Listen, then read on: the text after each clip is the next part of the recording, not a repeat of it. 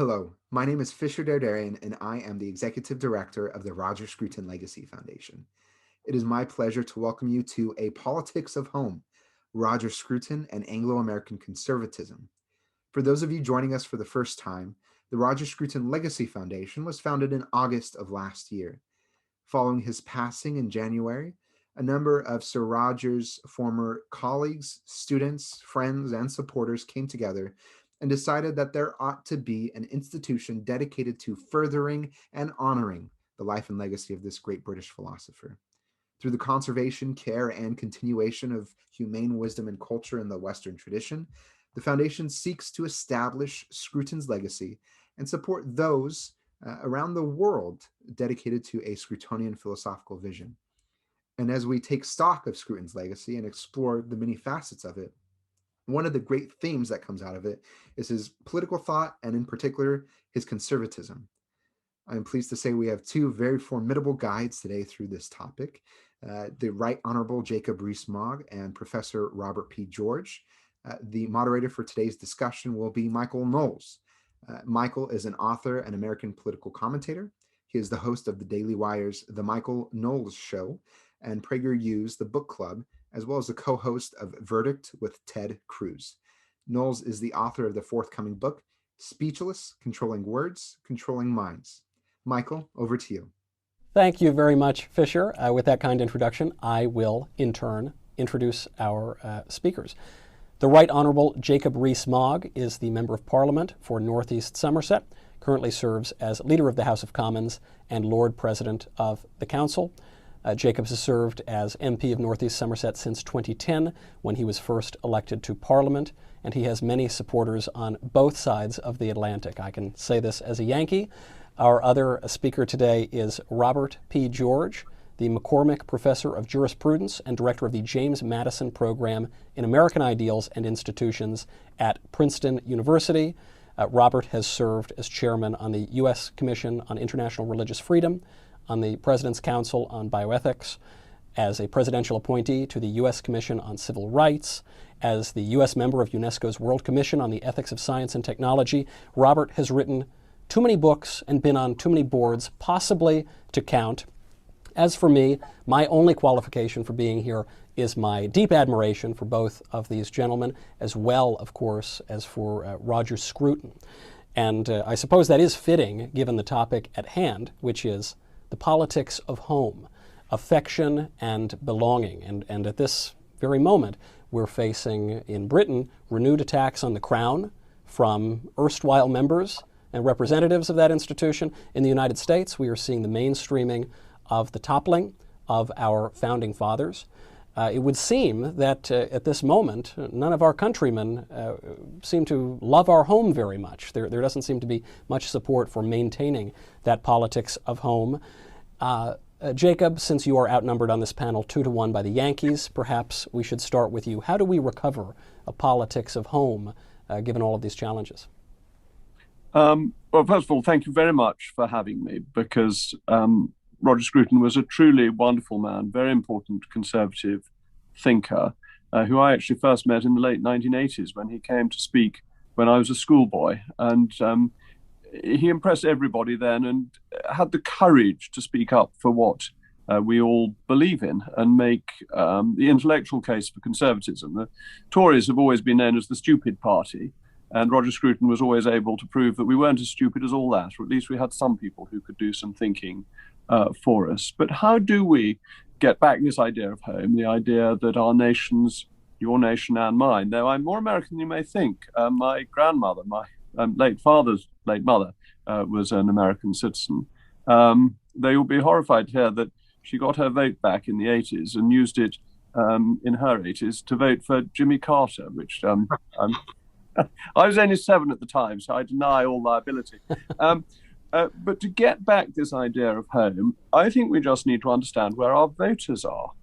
That I think you saw this in the 2019 general election in the UK, when the Conservatives did very well in the so-called red wall seats.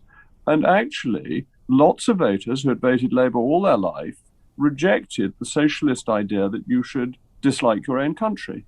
And they said, well, no, that's not right. We love our own country. We value its history. We understand our traditions. And that's where we get strength from. And so I think we should emulate Roger and be bold and proud of our beliefs and express them rather than buying into a slightly bullying, wokish agenda. Robert? Yes, first let me say that it's always a joy to be celebrating the life of our great friend, Roger Scruton. What a hero he was, not only to folks on Jacob's side of the Atlantic, but for those of us on the American side as well. He helped to deepen our understanding of the things in the world and in life that are most important. A family, home, faith, friendship. Things that we do and probably should more or less take for granted, but which do come under strain and under attack from time to time, as they are in our own time. And the deepening of our understanding helps us to stand by them when the times get tough.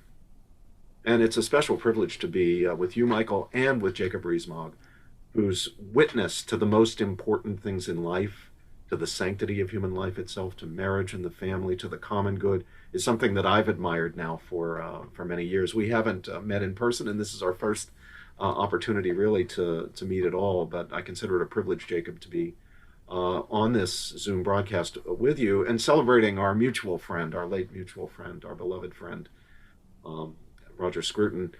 When I think of Roger, I think of another dear British friend we've lost recently, who was also a friend of Roger's, and that is, of course, the late Rabbi Lord Jonathan Sacks, the former chief rabbi, who, like Roger Scruton, they were much more alike than people, I think, recognize. Like Roger Scruton, put the emphasis on deepening our understanding of, and thus our commitment to and appreciation of, the most important things in life, the things that really matter: family and faith and home and friendship and integrity and courage, the things that matter far above wealth and power and influence and prestige and status, and those kinds of things, which are not bad in themselves, but are secondary in value, derivative of instrumental value, and not comparable to the things that are primary and not derivative, and of intrinsic and not merely instrumental value. I think the first point that Roger would make if he were here in responding to your question, Michael, so I'll just try to channel him a little bit, is that the love of home and one's own, the love of family, the love of country come naturally to us. As human beings, we are built to love family and home. We get into tension, right? There's nothing quite as difficult as being in a family. It brings headaches and problems. My friend Midge Decter has often pointed this out. But it's very natural to love one's family. After all, we come into the world not as atomistic, isolated individuals. Some folks on the libertarian extreme seem to miss this. We don't come in as what Michael Sandel calls unencumbered selves. We come in already being born into a family and into a community of which that family is typically itself a member. And often, of course, more often than not, into a faith, the Christian faith or the Jewish faith or what have you. So we come connected, encumbered in ways that give us rights and give us duties, but also in ways that make our lives rich and meaningful. So how do we recover that? Well, we remind people that there's nothing artificial or fake about loving one's own. It's nothing to be ashamed of. Loving one's country, loving one's family, loving one's community, feeling a special obligation. There's nothing wrong about that. There's nothing unusual about that. It's the human condition. It's the human experience. And it helps us to fulfill our natures as human beings. We can't get along. We can't be all that we are supposed to be, all that we can be, without being integrated into a family, a community, a country, a faith, and so forth. And with all the blessings that come from those things come obligations, including the obligation to serve, protect, and defend home and family and faith and country. It was not wrong. It was right when British soldiers and American soldiers and Australian soldiers and Canadian soldiers were conscripted into the armed forces to defeat Nazi Germany and Tojo's Japan, putting their own lives on the line, sacrificing their lives for the defense of home and country because it was their own, because it was good, yes. We were fighting for democracy, we were fighting for civil liberty, we were fighting for important values. That's all part of the picture, an important part of the picture, but they were also fighting for their own, for home, for their nations, for their communities, for their families. It's natural and it's good.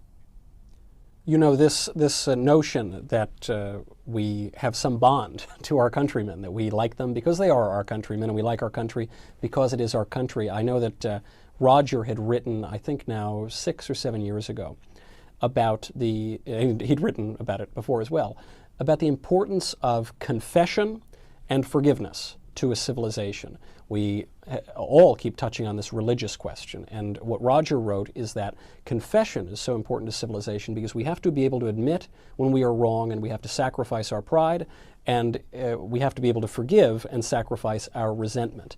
And in this exchange, we can grow together, we can live with one another, we can get over all of those problems that occur in families and occur in nations. And it would seem to me that he was foreshadowing, he was prophesying the phenomenon that we now refer to as cancel culture, as we see a breakdown of both confession and forgiveness. Jacob, since this is occurring not just in the United States, it's happening in Britain as well. Is there some aspect of this confessional, this forgiveness, that is tearing at the social fabric there? It's a very important question because the cancel culture is very dangerous, that it fundamentally undermines free speech. And free speech is our greatest safeguard ultimately against tyranny because it allows us to object to bad government or bad decisions being made by officialdom in whatever way that they are made. And it allows thought to develop and to evolve. So cancel culture is fundamentally wrong and risky for society. And you're right about confession, that confession is a great strength because to understand what you've done wrong in the past is a means of improving for the future. And so you then lead on from confession to forgiveness and what that leads to, and that can become very strengthening, that once people have the cleansing of forgiveness, then they can build further. And then they can lose the shame of what they've done wrong in the past. And I think this is very important in looking at our nation's histories, that all nations have done things wrong in the past, but that doesn't mean that they should lie in their beds weeping currently. It means that they should get on with things and try and do better and focus on what they've done well in the past. And then you can build and you can seek newer heights. And I think the problem with cancel culture is it's basically saying, look, we did wrong things in the past. They were so terrible that we must beat ourselves up forever because although we are repenting, we don't recognize forgiveness. And so from what you're saying, I think you're absolutely spot on. You need both to come together so that you can make society workable and livable in. Robert, somehow you have taught for years and years at one of the most prestigious campuses in the United States, not exactly hotbeds of conservatism. I believe you hold a chair once held by Woodrow Wilson, who no doubt would roll over in his grave at being invoked in this sort of a conversation. You have not been canceled. And so to what degree is this phenomenon real? To what degree does it threaten the politics of home from your vantage? Oh, it's real, and there are real victims. We don't have to guess about this. I mean, there are people who have been canceled. Their careers have been ruined. Their professional lives have been ruined. Their personal lives have been ruined because of sometimes false allegations, sometimes true allegations of things that are actually not offenses. People have been canceled because they've said the wrong thing, the quote wrong thing, unquote, or the right thing in the quote wrong, unquote way. Or sometimes, and this is especially insidious, where they have not said something that they're supposed to say. It's a sort of informal or increasingly formal imposition of what amounts to loyalty testing. Unless you say the magic words that you're supposed to say, you make the commitment that you're supposed to make to whatever the woke value system is, you get canceled for that as well. So it's a real thing. But Michael, if I can come back to Roger, something that Jacob said just triggered this reminder in my head. The very heart of Roger's conservatism was the belief that many, if not most, of the important things in life, the most important things of life, are things that we didn't create by thinking it through and deciding we're going to build the structure. Rather, many of the most important things, probably most of the most important things of life, are things that grew up organically over time by a process of trial and error. And for the most important things, that works much better than trying to create an architectural plan or a set of designs in your mind and impose it. This is where the great revolutionary ideologies have all gone wrong. Marxism, fascism, you name it. They've all gone wrong imagining we can create the utopia, we'll get the design in our heads, and then we'll impose it. And of course, if we have to break a few heads, well, you can't break an egg. You can't make an omelet without breaking eggs. That's their story. Roger says no. The most important things are things we can't design and build. We have to let them grow up organically. We have to play our role in the organic development of them. We're not passive. We play a role, but it's the organic development over time by trial and error that builds the truly good things, the things that are worth having, the things that are most humane, that is, correspond to the human.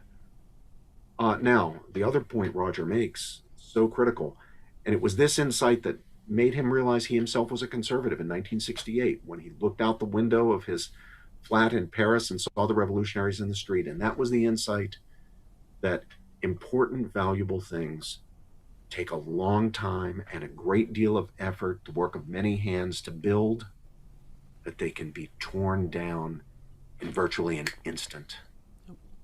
It's easy to tear them down. It's quick. These things that it takes time and effort and trial and error to build. So we've got to be very cautious.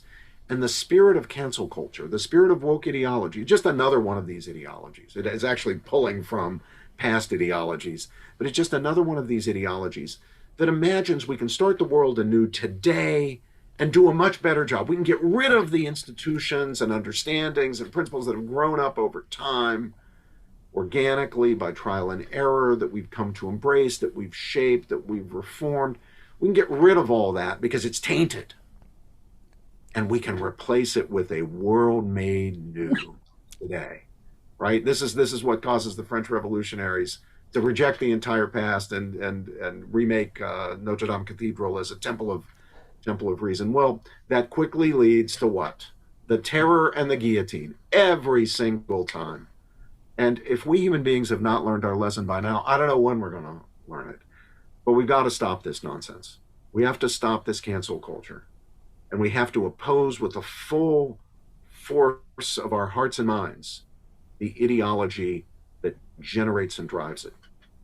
It seems to me that every single day, things that Roger said years ago seem to be proven more and more true. And exactly on your point, Robert, on this sort of destruction of what we're seeing all around us, how quick it is to destroy, how the impulses for this. Roger wrote about two different visions of government. One vision of government as a form of representation. Sounds good to me. Another vision of government as a form of war. And, politics is a blood sport in even the best circumstances, but one can see these two different visions in conflict. Jacob, at least speaking for myself on this side of the Atlantic, it seems that you all are much more civilized over there than we are. To which degree would you say you find your own government these days? Which vision of government? Well, first of all, I'd like to go back to what Robert was saying, because I think it's so fundamentally important. And you see this in the development of the British Constitution, which fascinates me, that almost everything important that has happened in the British Constitution is not something that is planned, but was something that happened to meet an immediate political crisis. And that doesn't matter whether it's Magna Carta or the establishment of the House of Commons, or the Glorious Revolution, or the Great Reform Bill. All of these are things that happen in response to a crisis, and they build one upon another. And this ties in very much with what both Roger thought and what Edmund Burke thought, that you needed to have an evolution. You needed to develop things, but based on your traditions. And that's fundamental to creating a stable and well-ordered society that avoids things like the terror. It's that recognizing that, yes, there are things that need to be changed, but change them when they have to change. Don't necessarily do it precipitately, and keep the things that remain underneath it. And then you get that happy evolution that constitutionally has been fundamental. As regards politics in this country, I think you're kind to say that American politics is much more brutal than UK politics. I think we both have our moments, if I may put it that way. I think the Brexit debate got quite brutal in this country, but that was, to my mind, in standing up for the people. And I know it's easy to bandy this phrase about, but in a representative democracy, sometimes people focus too much on the representative bit and too little on the democracy bit. That is to say, they feel that they are part of a magic cast of an elite who must tell people what to do and how to live their lives. And every so often, they need to be reminded that they're there as representatives of genuine people who have views that are valid views and not ones that should be sniffed at. You have, I think, the term the flyover states to indicate those on either side of your great country who look rather sniffily down their nose at people, and I think we disparage them as coming from Islington. But it's broadly the same idea that they think they know best and they shouldn't listen to electorates. And ultimately, it's electorates that matter and need to be represented. And sometimes you have to be quite forceful in putting the arguments for want of a better word, the people. Robert, since you run the James Madison program, surely in the United States, our government appears to have deviated from that plan somewhere, perhaps in precisely the way that Jacob is describing. Could you comment on that? Well, yes. I mean, the Constitution of the United States reflected the fact that our revolution was not a French Revolution. It was not a revolution that meant to start the world anew the next day. It was, as some historians have labeled it, a conservative revolution, a revolution aimed at restoring rights that the then colonists believed had been violated or abrogated or taken away by the crown or by Parliament. So while it was a reforming cause, of a reforming campaign, and in that sense a revolution, it wasn't a radical revolution like the Bolshevik Revolution or the French Revolution or anything of the kind. It's a charter, and it has new ideas, the idea of the national government as a government of delegated and enumerated powers, but it also retains some core ideas, the ideas of states as governments of general jurisdiction that hold plenary authority, exercising what we have, again, from our British heritage, police powers to protect public health, safety, and morals, and to advance the common good. So our Constitution protects historic rights, such as free speech, freedom of the press, freedom of assembly, and so forth, due process of law. As amended after the Civil War, it includes, of course, a very important principle of equal protection. It's the whole system is founded on the idea that we have divinely given, God-given natural rights. The founding principle of the Declaration of Independence is we hold these truths to be self-evident, that all men are created equal, endowed by their Creator with certain unalienable rights, and among these are life, liberty, and the pursuit of happiness. Of course, we are not a monarchy. We are a republic. We opted for that. We had a perfectly good candidate to be the monarch after the successful revolution in George Washington. He didn't want the job. A lot of people wanted him to have it anyway, but he decided he didn't want it. So we took the Republican course.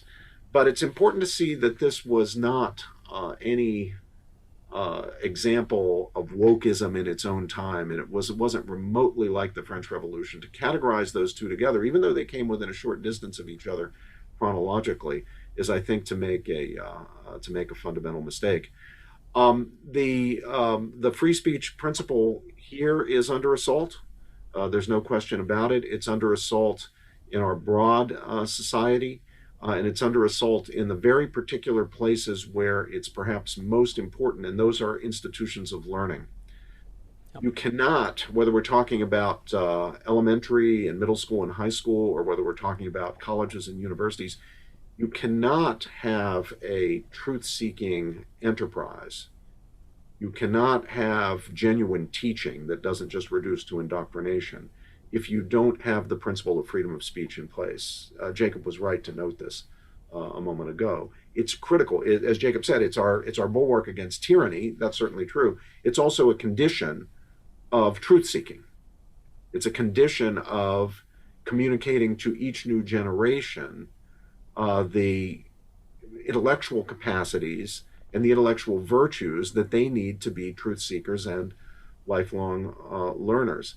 The assault on freedom of speech in the academy is especially noteworthy, not simply because I happen to live my life in the academy, I happen to be a professor. It should be noteworthy and a matter of concern to every parent in the country, whether you're a plumber or you are a hedge fund manager or you're an insurance salesman. If you've got kids or grandkids, if you have a stake in the future, you should be concerned about free speech in education, including in higher education, because it's a necessary condition of the success of the truth-seeking and teaching enterprise. Of course. Jacob, care to comment? Well, I so completely agree with that. And I'm actually very jealous of the US Constitution's protection of free speech, which is considerably greater than the protection that we have in the United Kingdom. We have it by tradition and long-standing habit, but you have it with an absoluteness that I think is very valuable. And I think I love the American Constitution. I think the UK Constitution and the American Constitution are the two most beautiful constitutions that mankind has ever produced. They have a corresponding flaw in each of them, which I don't need to go into. But I think the US Constitution is such a wonderful example of what both Roger Scruton was talking about and Edmund Burke understood, which is that individuals have rights and have freedoms and have liberties which must be protected. But there is no contradiction between that and the development of a society, and a society that is stable and works for the individuals. And I think this is really fundamental to Roger's understanding, and was obviously very much built on a Burkean view, and that individual freedoms are actually protected by having a well-established and fair state, which the American Constitution, of course, provides, and the British Constitution, in my view, does as well. And I so agree with Robert about free speech. I think if you take away free speech, the other pillars of the Constitution, which are democracy, the rule of law, and the rights of property, collapse. Why? Because you don't have the ability to speak out to protect them. And as Robert was saying, you can't seek truth because you have to accept the truth that you are told by the powerful state. And that, I'm afraid, leads ultimately to corruption and incompetent, unfair government.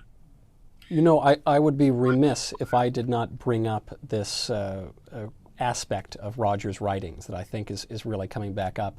And Jacob, you've reminded me of this when you have very politely declined to go after the fundamental flaws at the heart of our politics right now. But I would like to bring one up, perhaps, because I think it's really in the news. In the 1980s, as Reaganism is on the rise, Thatcherism is on the rise, free markets are the be-all and end-all of our politics, particularly on the right. Roger questioned the idolatry of the free market. He questioned the idea that man is fundamentally an economic being, which he found in our political traditions to some degree. And now, all these years later again, this seems to be popular. You see it in Britain with certainly with Brexit and with questioning of some trade arrangements. You see it in the United States with a renewed interest in economic protection, canceling trade deals, reworking trade deals. this has been called anathema to the conservative tradition by some people on the more libertarian side of things, but it does seem to be here to stay. Robert, if you could comment at all from the American perspective, and then Jacob from the British perspective, I'd love to hear it, as it seems to be one of the more provocative thoughts that Roger put out, and it seems provocative even still today.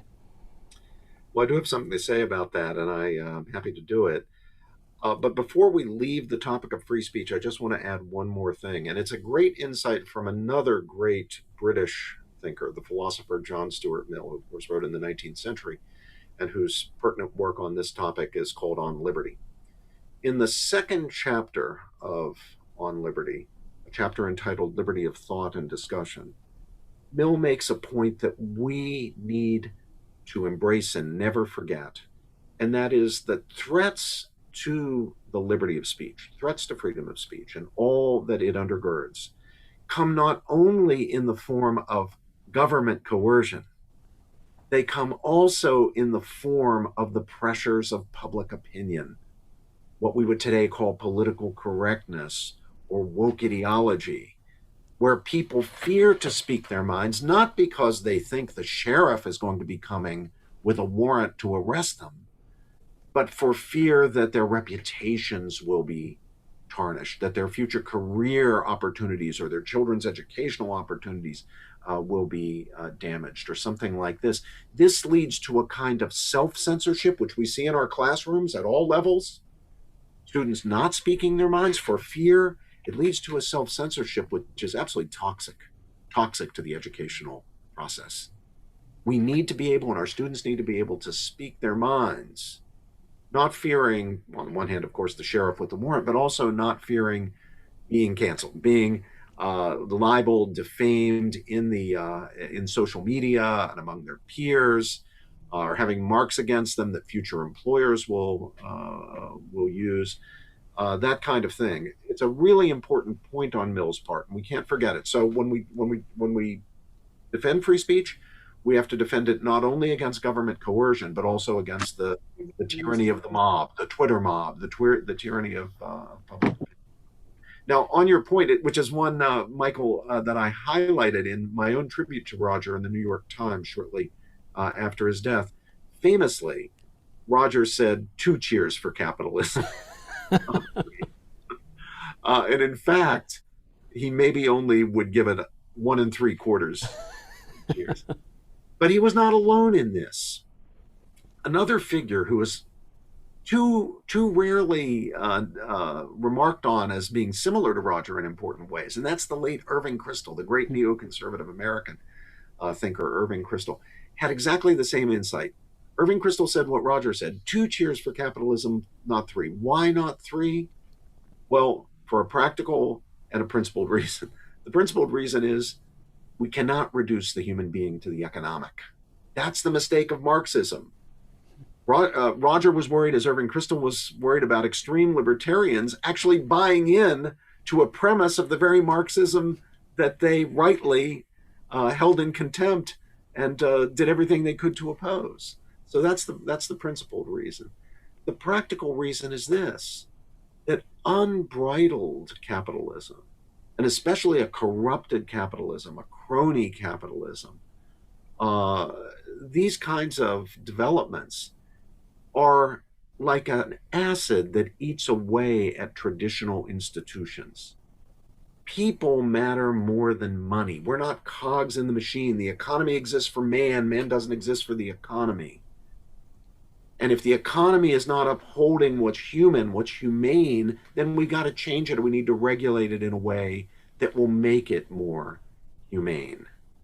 It's the human good that matters. And the point of a market economy is to serve the human good. And the market economy does. No one was a fiercer critic of communism and all forms of socialism than Roger Scruton. Your most ferocious libertarian was not a more severe critic of socialism than Roger Scruton was. And yet, Roger recognized that we cannot go with a pure laissez-faire system. We need appropriate, modest regulations where necessary to prevent, for example, the destruction of ways of life or communities by the unregulated market. Now, Roger recognized that markets had lifted millions of people out of poverty. Socialism never did that. That markets do have the very salutary effect of tending to raise the quality of goods and services and lower the price of those goods and services. That serves the human interest. That serves the human good. That serves the common good. We should be for that. So, yes, he was for markets. 2 cheers, or at least 1 3/4. Not 3. Jacob? Well, I think this is very important. And I think it's a misunderstanding of conservatism to think that it is entirely a free market creed. And it's certainly not a capitalist creed. I would differentiate capitalism and free markets because I think capitalism has within it the tendency that Robert alluded to become cronyistic and monopolistic. An unfettered capitalism certainly goes in that direction, whereas free markets allow the market to be free and to operate properly. But if you look at the 19th century, it was the conservatives who did things like introduce factory acts, who were willing to have acts for housing and for sewage and things like that, which the liberals kept on saying, no, this is a terrible interference in people's lives, so we should leave them to it. And conservatism has always had a strand of recognizing that there is a role for the state. The conservative is not anti the state, but where, if I dare, I would slightly disagree with Roger, is I think by the time you'd got to the 1980s, the British and the American state had become so unfree market, so much state intervention, that you needed to readdress the balance, and that Margaret Thatcher and Ronald Reagan did that. It is worth mentioning, as Robert's brought it up, about how much Roger hated communism. His great courage was that he also did this practically and was a regular visitor behind the Iron Curtain when this wasn't a particularly safe thing to do, particularly to Hungary, where he is still very much revered and remembered for what he did to help them when they were under the communist yoke. Absolutely right. It must never be forgotten what Roger did, the courage that he exemplified in teaching behind the Iron Curtain in order to help to undercut the foundations of the communist system.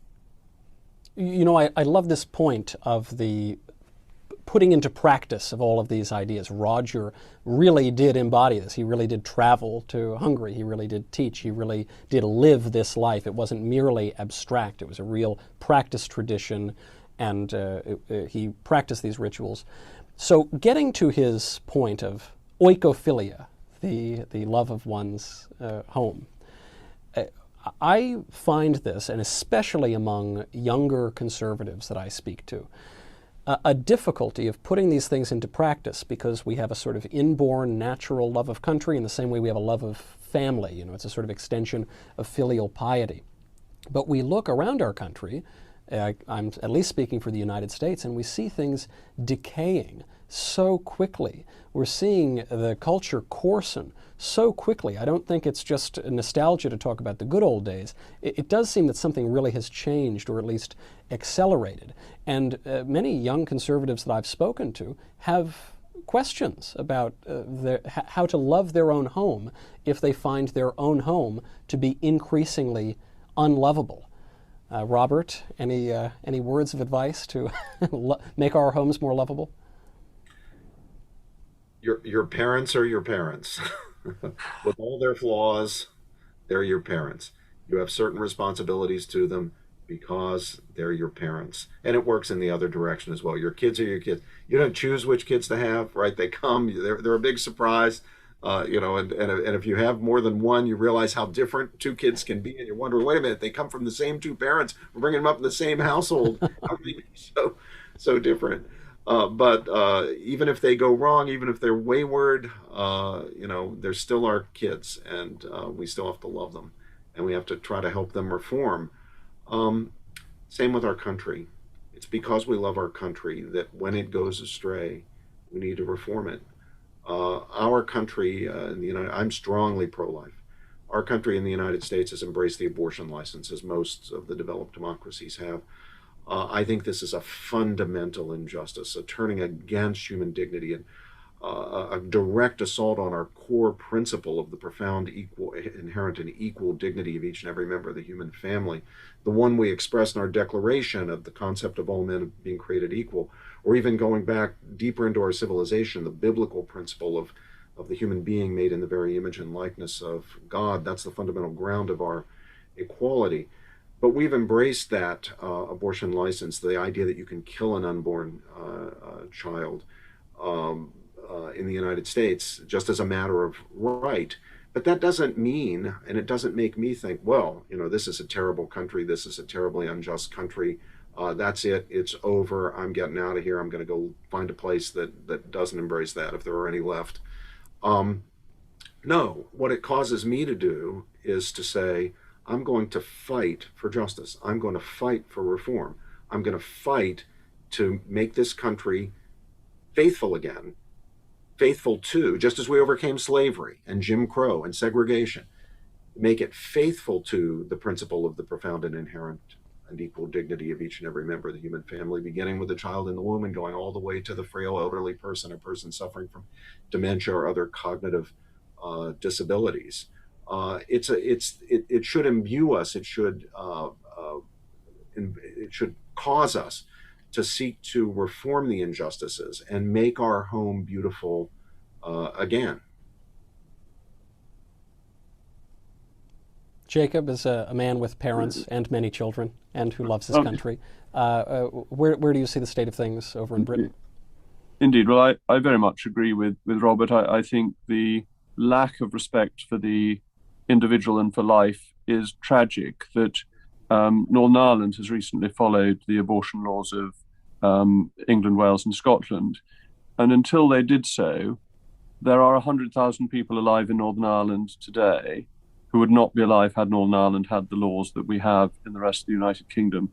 And the terrible discrimination against the disabled that takes place, with babies being killed almost at full term if they have even slight disabilities, is, I think, one of the saddest things about modern Western society.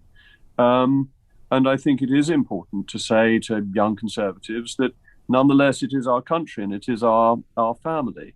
I do indeed have lots of children. I have 6 children, and 4 of them have got to their first communion. So I've been through the catechism with them.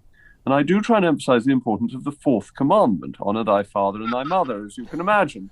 And my children like to tease me. And so when we get to that, they bring out a great long list. So they say, honor your mother, nanny, grandmother, brothers, sisters. And I say, and until they can't think of anything else, the father doesn't get added.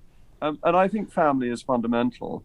And I don't think the state should be ashamed of supporting the family and saying that this is a really important building block for society and for the nation state, and doing everything it can to support it. And I think we should say to young conservatives, have the courage of your convictions. If you think like this, so do lots of other people. And that actually, if we stand up for what we believe in, we can build a better society. Because what we believe in is actually very appealing: the stability of family, the strength of the country, the recognition that within families, within countries, things go wrong, mistakes are made. But that doesn't mean that it's not still your flesh and blood, your country, which you wish to see succeed and prosper.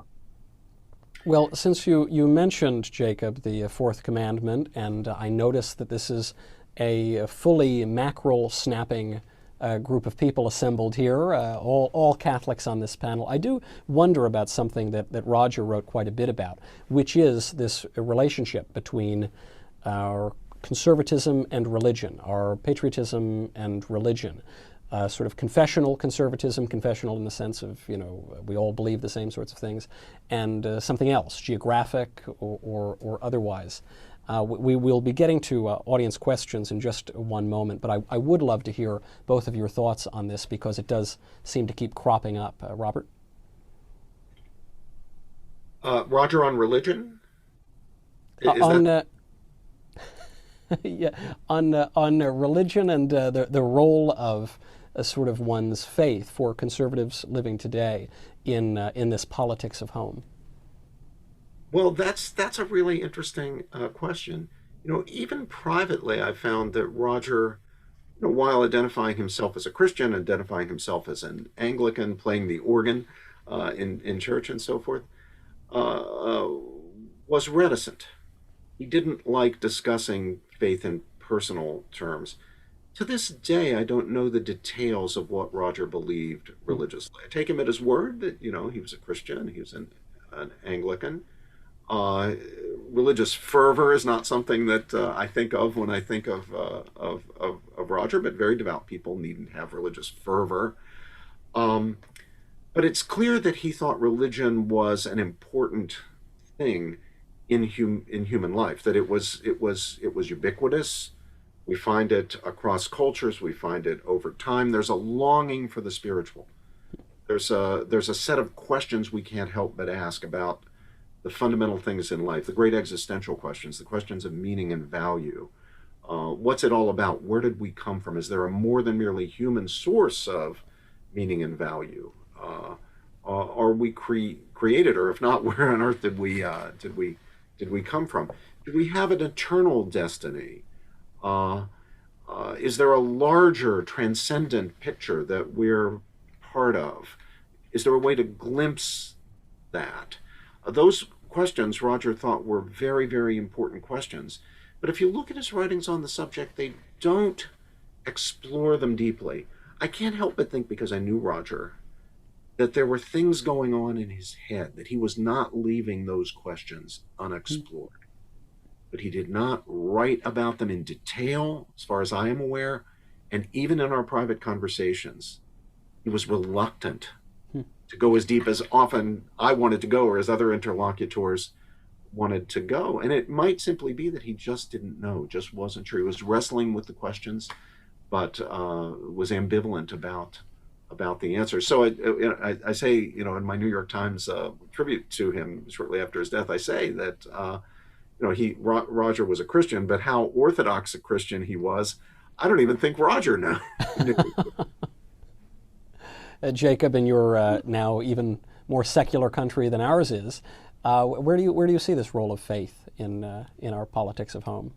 Well, I think, and this ties in with Roger's view and then Burke's view, that if you believe that you have a responsibility both to the generations before you and the generations after you, that is an easier responsibility to bear if you believe in something that is eternal, because you see your place in the world rather than it being purely about your own life. It is about a succession of lives and lives yet to come. And I think that was a very important influence to Roger. And I think that is much easier to believe with Christian faith than if you have no faith. But I also think it was very important to him in terms of his aesthetic appreciation, the beauty of holiness, and the realization that if you look at buildings that are beautiful and that have been built for the worship of God, and you see that as an expression of worship, and particularly in England, if you look at the depth of faith in the Middle Ages, when people spent so much of their money on building incredible churches, but not just the great cathedrals, but small villages having a church that was worth more than anything else in the village, more solid structure. This extraordinary popular piety that there was led to beauty. And that if you have beauty of holiness, surely you should have beauty for man who is made in God's image as well. And then this ties in very much with his belief on buildings and all that flows from that, and planning and so on, and how you create a society. This ties in with Churchill's comment about we make our buildings and our buildings make us. If you have beautiful buildings, you create a good society, but that comes from an understanding of the beauty of holiness. Roger put a lot of emphasis on the importance of the local, Michael, and that's something that should not, I think, be left uncommented upon. Yes, he believed in national loyalty and national identity, but he also believed in local loyalty, perhaps even more fiercely in local loyalty and local identity. Yep. Most of our countrymen we do not know and cannot know.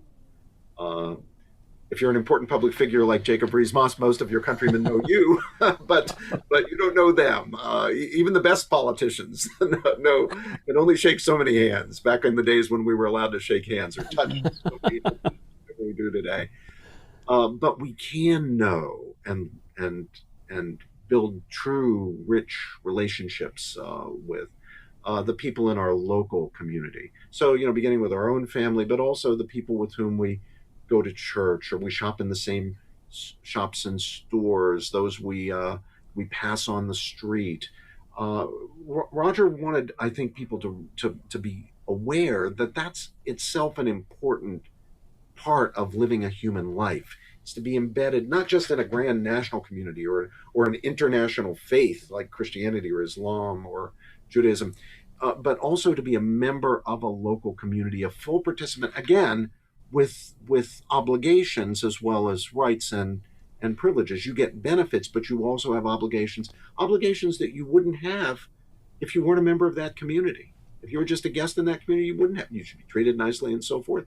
But if you're a guest, you don't have the same obligations that you have if you're a member of the community. You should be a contributing member of your local community, and you shouldn't deprecate that. You shouldn't think, oh, well, that's inferior in significance to my being English or American or Polish or what have you. The local really matters. Well, speaking of contributing members of our local community, we have many, many questions from our audience. We have very little time, but we have very many questions, so I will get right to it. First question from Colin. As a freshman in college, it seems like the value proposition of higher education is very marginal. Being lectured on the male gaze and implicit bias, I can't help but feel that I'm just being trained to be a cog in the machinery. In the rare case that I've found an institution that still emphasizes a classical education, the costs are much too high. How would you recommend I go about pursuing edification and educating myself? Given the topic, perhaps we should begin with Professor George. Well, I feel for Colin because I know that many of our educational institutions have abandoned classical learning. They don't think that that's something worth putting on offer for their students, don't even make available to their students. But it's still a profoundly valuable thing to do, and I'm delighted that it's something that Colin himself would like to do. Look, if there's not a place, if it's not a formal institution where you can read and discuss the best that has been thought and said, to quote Matthew Arnold, just do it yourself. Create your own agenda, plan out your next year. I'll give you a tip. Begin with Plato's Dialogue Gorgias. That was very foundational and fundamental and transformational to me. Let's start at the beginning where it all begins in Plato's Academy. Begin with the Gorgias and then begin to acquaint yourself. Find people who share this interest, whether online or in your own local community, who will read along with you, form reading groups, belong to reading groups. You can begin with the Greeks and the Romans and go forward. They're the great treasures of civilization, the works that ennoble and not only inform the reader and those who are discussing them, all the way up through Shakespeare and into the Newman and Mill and into the 20th century with so many great works. Give yourself a classical education and ally yourself in the project with anybody who's willing to read along and talk with you. Jacob, I noticed you have many books in the room that you're in right now. Any thoughts on the subject? Well, I think Robert's given such a brilliant answer. I don't really see there's much that I can add.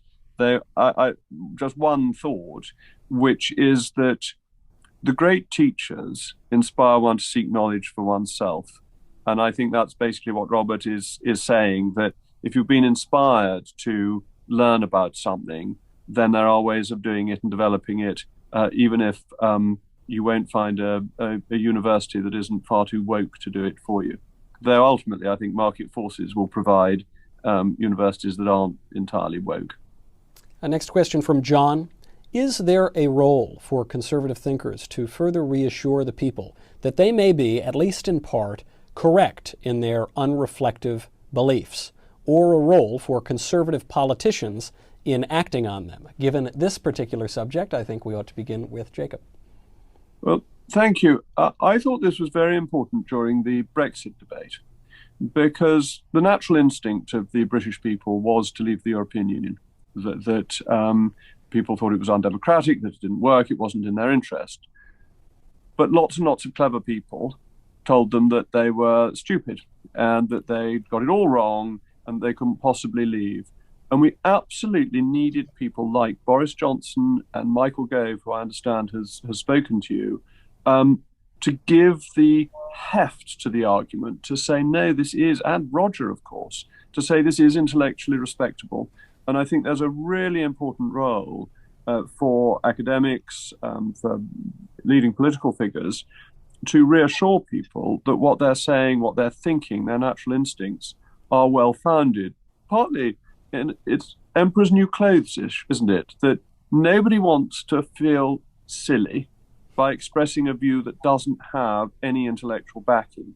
And it is my one worry about the level of retreat of conservatives in academic institutions. I think, although it's quite fun to mock all these lefty organizations and tease them for their wokeness and the cancel culture and the pulling down of statues and all the silly stuff they want to do, actually, conservatism needs an intellectual base. And as long as Roger was alive, we had sort of somebody we would always point to. And we need more people like that, certainly in the UK. I think America is in a better position. Robert? Well, we have needs as well, and we need more people, but both public figures in the world of public affairs, like Jacob himself, and we have some like that over here as well, but also people on the intellectual side. Roger was brilliant at this. There were many, many areas in which he knew that the intellectual elites were wrong and the people were right, but the intellectual elites were able to marshal a fancy-sounding, persuasive-sounding argument. And it was Roger virtually on his own trying to provide that argument for the position that turned out actually to be superior. Think of how many great intellectuals, and I don't mean just foolish ones. I mean truly great intellectuals fell for Marxism. Yeah. Now, some fortunately thought their way out of it. The great American historian Eugene Genovese was a Marxist for most of his life, eventually thought his way out of it. But even when he was a Marxist, he was a great historian. But he bought the Marxist line, and many, many intellectuals did. The intellectuals bought into eugenics before the Nazis gave it a bad name. They don't want to admit it today. Intellectuals don't look back on our own history and see that they went hook, line, and sinker. They were up to their necks in the eugenics ideology, all giving it a complete imprimatur, and holding people who opposed it in contempt as if they were hicks and rubes and hillbillies and fools because they weren't buying into science and making humanity better. Well, that's very embarrassing to call it to their attention today, but there are big mistakes being made by the intellectual elites today. So we need not only statesmen like Jacob, we need intellectuals like Roger, who will be able to make the intellectual case to support the sound views that people have, even if in many cases they don't know how to make the philosophical or economic or sociological arguments supporting them. I do think in the United States we're seeing something that's great, and that's a renaissance, an emergence of a younger group of conservative intellectuals who are doing exactly the kind of work Roger did. Defending the sanctity of human life, sound understanding of marriage and the family, things that we've gone far astray on in our societies. But I'm thinking of young people like Melissa Moskella, Sharif Girgis, Ryan Anderson. Some of these were my own. Most of those, actually, all of those were my own former students. But there are others across the spectrum. Alexandra De Sanctis, Deborah Goldman, so many others who are making the case really effectively in the public square for sound values where the intellectual elites have gone far astray. That is a bit of hope to end on. Sometimes conservatives get a bad rap for being pessimistic. I'm reminded of a priest friend's comment that the difference between a Scottish optimist and a Scottish pessimist is a Scottish pessimist says things can't get any worse, and a Scottish optimist says, oh yes they can. And I find the same can often be said of conservatives. But there is a note of hope, and speaking of young people doing wonderful things, Fisher and his work with the Roger Scruton Legacy Foundation, I think, is really offering quite a lot. I have gained so much from this discussion, gentlemen. Such an honor to be with both of you, Professor Robert George and the Right Honorable Jacob Rees-Mogg. Fisher, I turn it back over to you.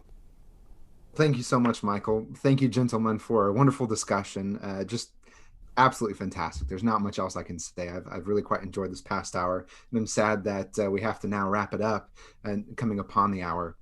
But with that, I just want to say thank you again to the three of you for a great look at, I think, Roger's politics, his importance and his lasting legacy, especially for us in the UK and the US.